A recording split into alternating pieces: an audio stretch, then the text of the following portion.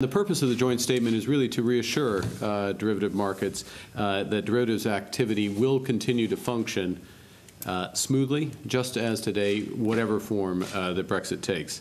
Well, let me step back before getting into some of the details. Derivatives can seem far removed from the everyday concerns of households and businesses, but they're essential. Derivatives allow our pension funds and insurance companies to manage interest rate and inflation risks so that those safety nets can be there when we need them.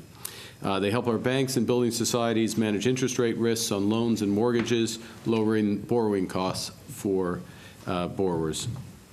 Through derivatives, energy suppliers and their customers can hedge movements in commodity prices, leading to more predictable costs. And derivatives allow manufacturing companies to manage credit risks in their supply chains, helping them to be more efficient and more resilient. In each case, derivatives help businesses to plan and invest with confidence, ultimately leading to lower and more stable prices for consumers and better returns to savers and investors. And the U.S. and the U.K. host the largest derivative markets in the world.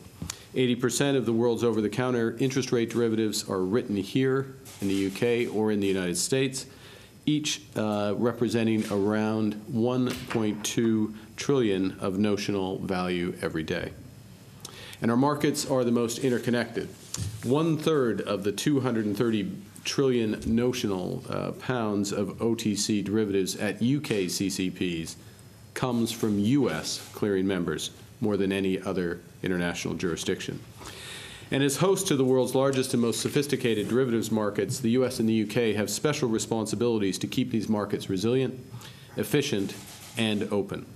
And the measures we're announcing today do just that. There are three main elements.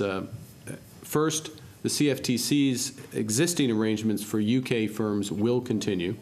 UK market participants will be granted the same release from CFTC registration and reporting requirements as today, and firms will continue to be able to satisfy certain CFTC requirements by complying with the relevant UK laws or using eligible UK trading venues.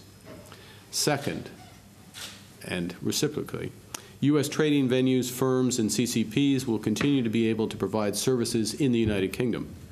We're working closely with Her Majesty's Treasury and the CFTC with a view to making a full equivalence and recognition decision on the CFTC's clearing regime and CFTC-registered CCPs as a matter of priority.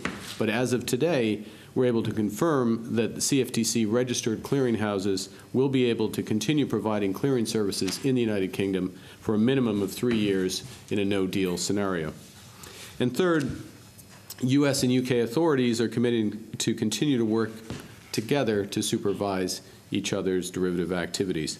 To that end, the Bank of England, the FCA, and the CFTC are in the process of updating our memoranda of understanding to support information sharing and supervisory cooperation to promote financial stability in a post-Brexit world. So today's package of measures is consistent with the firmly held views of each of these agencies that open, integrated, and resilient financial markets are global public goods. The alternative, fragmentation, is in no one's economic interest.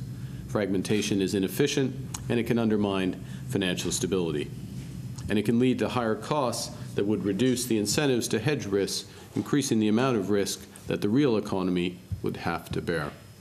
That's why these three agencies have worked hard in recent years to create open, integrated, and resilient derivatives markets. With today's announcements, we're taking the necessary steps to ensure these markets will continue to perform their vital functions. Market participants can be confident that the clearing and trading of derivatives between the U.S. and the U.K. will maintain today's high standards, whatever form Brexit takes. And now I'm going to ask my colleagues to expand on their actions before we take your questions. And let me hand over first to Chair Giancarlo. Chris? Thank you, Mark.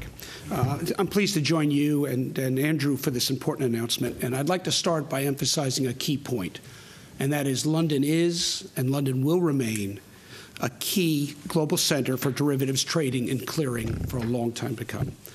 The complex and sophisticated market infrastructure of wholesale derivatives trading and servicing that takes place here in London cannot be readily replicated in any other financial center.